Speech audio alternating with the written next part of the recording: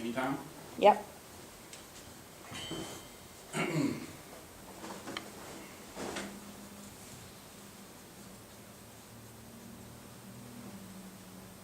All right, 4 years ago this month, Bernie Madoff confessed to 11 federal counts for running a massive Ponzi scheme. And Harvey Pitt, who's the former SEC chairman,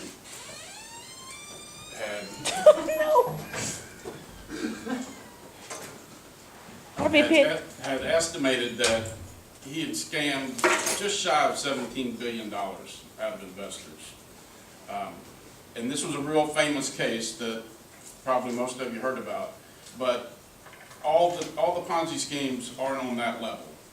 There's Ponzi schemes taking place all around, all across the country, all across the world, that are on a much smaller basis. They all work with the same structure. Here's Madoff going to court to confess his sins. They all work with the same structure. A Ponzi scheme works a certain defined way.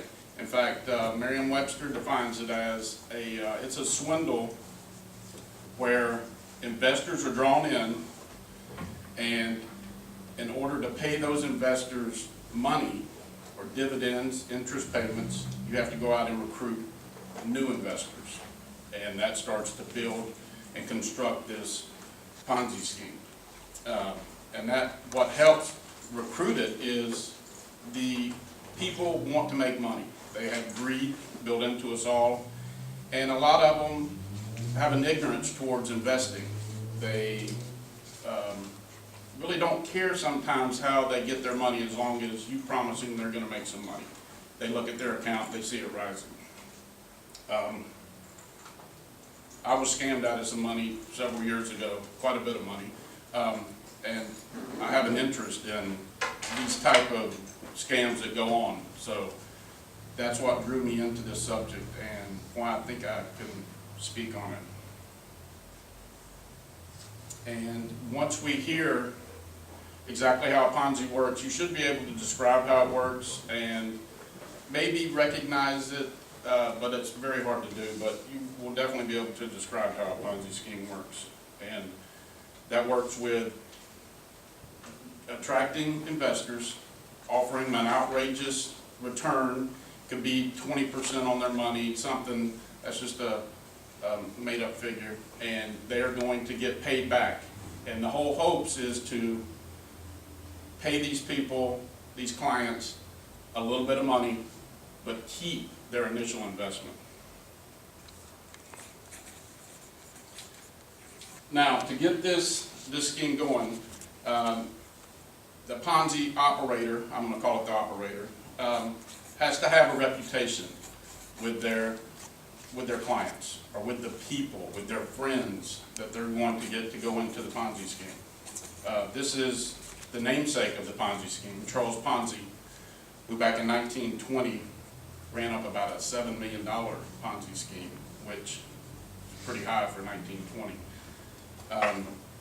But there's many of present-day Ponzi schemers out there, some of them that you probably wouldn't even think have been associated with a Ponzi scheme, that have done them. This gentleman right here, Jim Donnan, he's the former coach of the Georgia Bulldogs football team.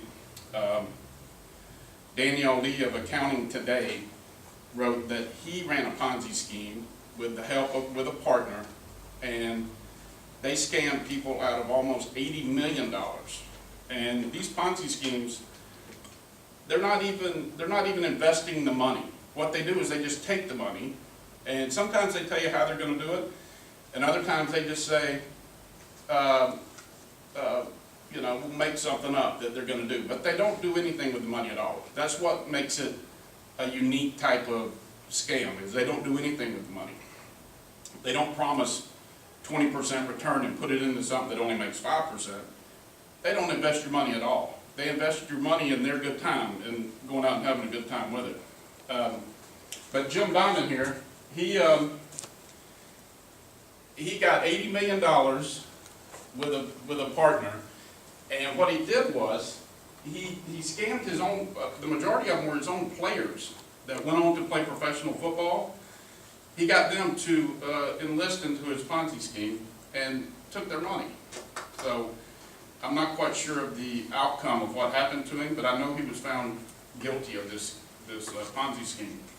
And to take advantage of young people who you're supposed to be mentoring, that's crazy.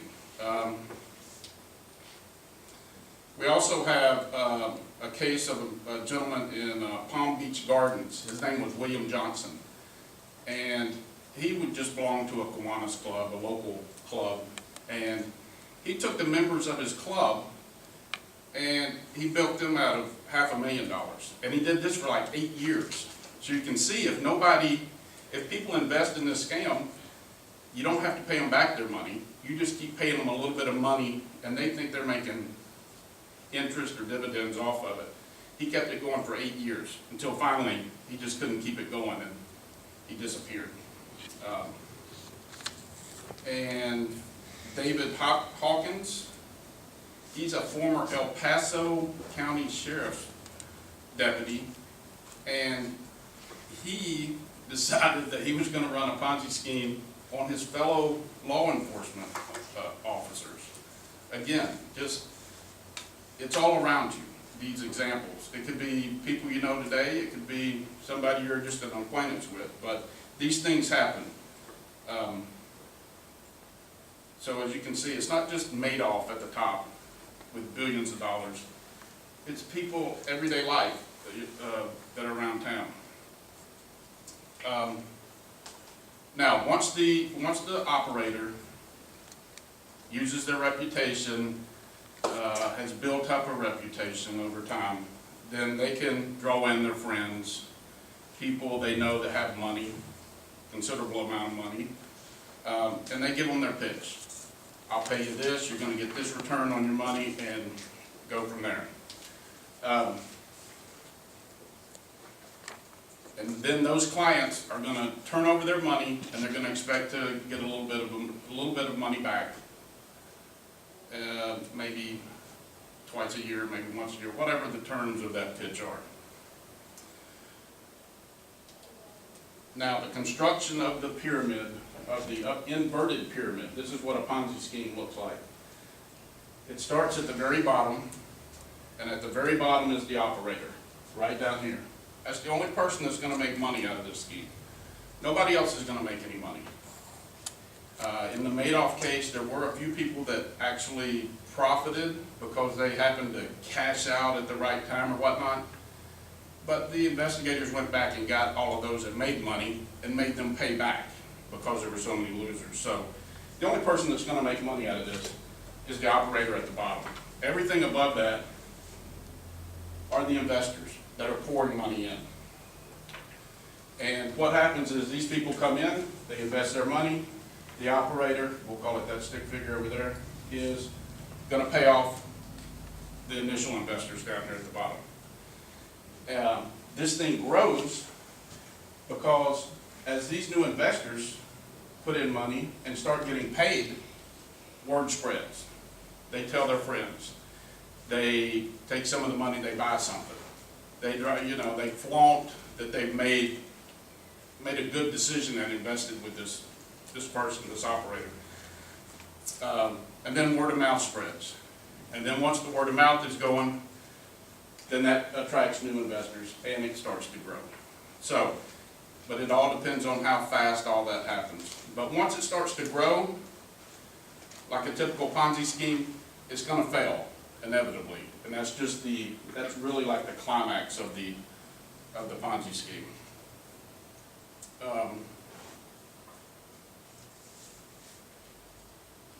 Now, for the demolition of the Ponzi scheme, where it starts to fall apart, this is a victim of Madoff's, Virginia Rafferty.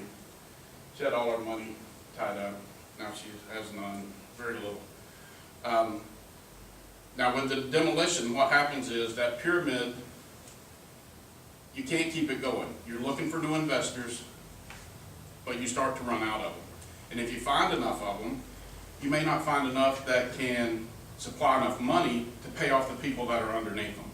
So at some point, the person who's running the Ponzi scheme, even though they're ruthless and they have no heart, and they don't care about anybody, they start to feel a lot of stress, and the stress gets to them, and they may start paying dividends out to people, but the check may bounce, or they may not pay them the right amount that they were going to pay them. Either way, the operator's taking some heat. And once this happens, then the investors start to think that something's not right. And it's at this point that maybe an investor might have missed a payment, gets a little scared and says, hey, I just want my money back. And at that point, the operator is screwed. He's got all this money that he's spending. He's not planning on returning it to anyone. But when the clients start to get unhappy, or his stress gets too high, then something's going to happen.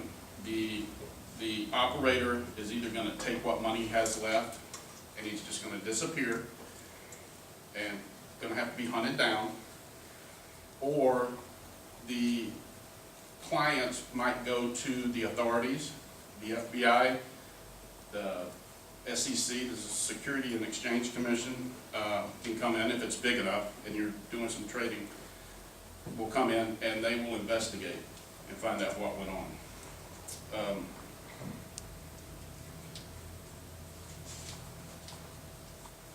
So as you can see, the Madoff was a lot of money, $17 billion, and that's just what was actually stolen. That's not what was actually on paper owed to everyone. That's just the amount to get everybody back their initial investments. That was a huge amount, but it happens all the time. It happens to people. I'm sure there's people that were at the University of Georgia that never thought their football coach was going to rip them off one day when they signed a big deal to play in the NFL, but he did. And there's ruthless people all around, so you just have to pay attention to where you put your money, who you give your money to, ask questions. It doesn't mean you're not going to get screwed or ripped off in the end. It happens. But you should be aware of how certain things work, and in this case, how a Ponzi scheme works. It attracts new investors. It pays them a little bit of money, which makes them happy, which makes more investors. And then once it reaches a point where it can't sustain its own weight, it collapses. So maybe knowing that will help you, maybe help your, who knows, a grandmother or something, that old people are real susceptible to throwing their money out to people. So that may help you in the end. But the main thing is, the Ponzi scheme, although it works for a while, it's destined to fail.